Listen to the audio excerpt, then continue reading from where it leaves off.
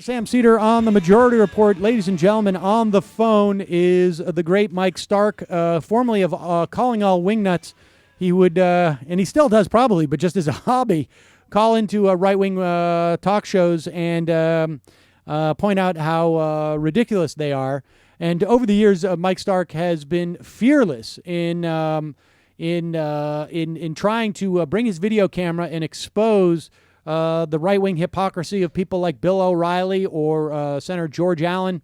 And his latest first story broke before the election. Welcome to the program, Mike. Thanks, Sam. How are you? I'm doing great. Now, listen, what we're going to do is just give me a little backdrop. We're going to play the audio from your videos that you made back in, and you didn't make them. You actually just simply brought your camera out there and did some reporting back in late October, I believe it was. Just set the stage. Late September. It was late September. It was the day they rolled out their silly little Pledge to America thing. I figured that'd be a good time to ask Boehner if I could get in touch with him, how that pledge to his wife was holding up. Okay, and so you went up to Boehner. Now, what made you? Well, let's play the audio. You won't be able to hear it, but we're going to play it right now. Here it comes. Okay. Thank you. Speaker Boehner, have you been cheating with Elizabeth Lyons, the lobbyist for the American Printing Association?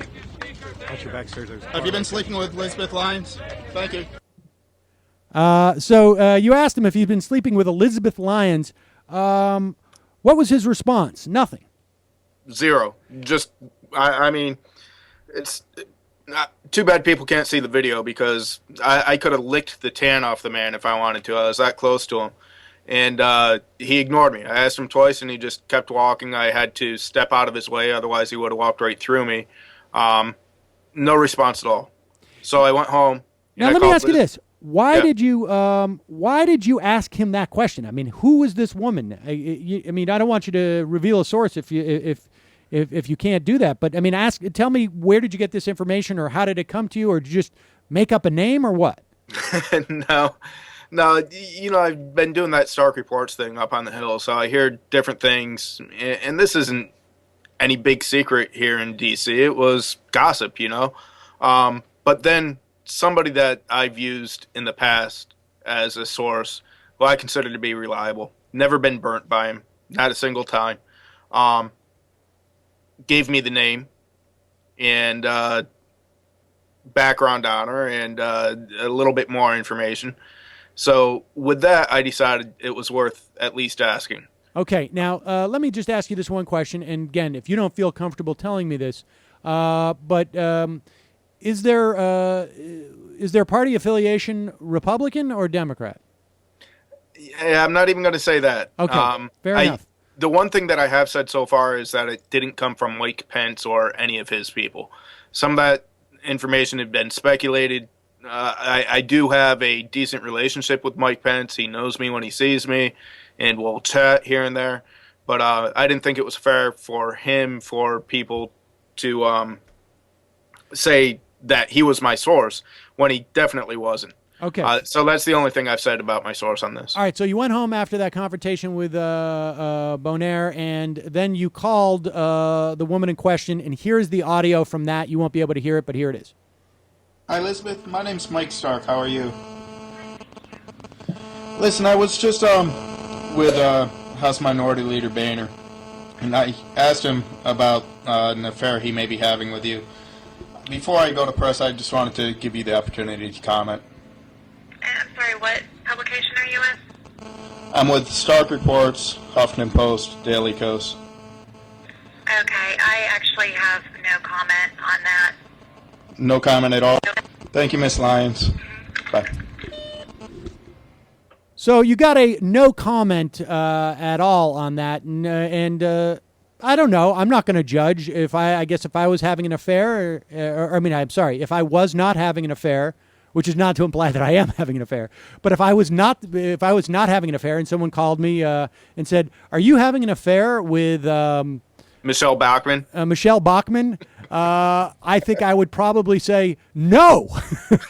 But I don't know. Maybe I would Or just say maybe, no "What are you, comment. nuts?" I don't know if we can swear on your radio show, but I mean, actually, that'd be my reaction. I would actually say if someone did call me and ask me that, I probably would say no comment, just because I would want to keep the story alive at that point. Sure. But be that as it may, the reason why we're talking to you today is why. Well, the National Enquirer is out with their story. It'll hit the newsstands tomorrow, but this thing kind of like dormant. Right after I posted the video, there was a news item in the, well, call it news if you want to, on page 6 of the New York Post, saying that the New York Times and other liberals were out to smear Boehner in the run-up to the election, and that they'd be highlighting this affair story. And I think they linked to my site. So there was a little bubble of attention, but nothing really came of it. Then last week I got a call from a National Enquirer reporter asking a lot of the same questions you've already asked me. And I provided him with some information regarding interests in his district that he was being lobbied on by this lobbyist that he didn't stick up for. His district lost a few hundred jobs at a paper mill, and she lobbies for the printing industry, who love the cheap paper they're getting from China. So, upwards of 20 or 30 congressmen, bipartisan, that represent districts doing a lot of paper production, had sent a letter to the president. They had all signed it, and Boehner was one of the only ones that refused to sign it. Well, you can't. What was he going to do? Sign it on our back? I think there's a quid pro quo there. I mean, I'm speculating here, but it could even be a criminal thing if politicians were capable of being criminals in this country. That is. Right, I understand. Now, let me just ask you this. So you got called by the National Reporter. The story's coming out. You've already seen. You've seen the screen grab of the of the cover. Now we know the National Enquirer has actually been quite reliable in these areas in the past. But let me ask you this. Some time ago, I saw a piece by Matt Lewis, a Republican operative, who wrote about John Boehner's drinking problem. And I thought, that's very strange for a Republican to be writing something like that, particularly a guy who's sort of a partisan Republican. Do you think, just based on your general sense of being on the Hill, that there is an effort by members of his own caucus to get rid of John Boehner? I can't speculate on the intrigue. The one thing I will say is that, it's entirely possible, but why would they let him become speaker in the first place? Why wouldn't somebody get a message to him saying, you take this job and bad things are going to happen? This is what we know. Why would the Republican Party want to give themselves a black eye when they could have done it so much more quietly just a couple of weeks ago? I guess that's a good point. That's interesting. Although we know how Trent Lott was taken out, and I still contend that if you look back on the first reporting of Trent Lott's comments that ultimately brought him down, it was reported upon by conservatives, and we all know that George Bush wanted Bill Frist in there. So who knows what it takes to get people out of power? We're seeing this whether it's in Capitol Hill or in Egypt. At the same time, I mean, Republicans have never been known for their competence or forethought in anything at all, except winning elections. All right, be that as it may, I don't know if that's sarcastic or not, but I think they're pretty good at some of this stuff. But who knows?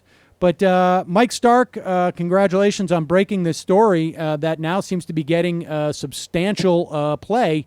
You have the first video and the first audio of the players in this denying it or ignoring the question. And so people can go to starkreports.com. Is that right?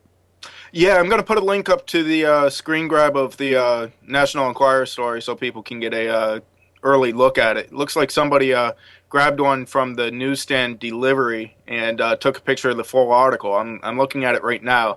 The image isn't good enough to read, but it says he cheated with at least 2 women. One was a secretary in some Republican's office as well. but that was back in '97. The Lions thing is more current. All right. Well, Mike Stark, thanks so much for joining us. Really appreciate it. Take care. Thanks, man.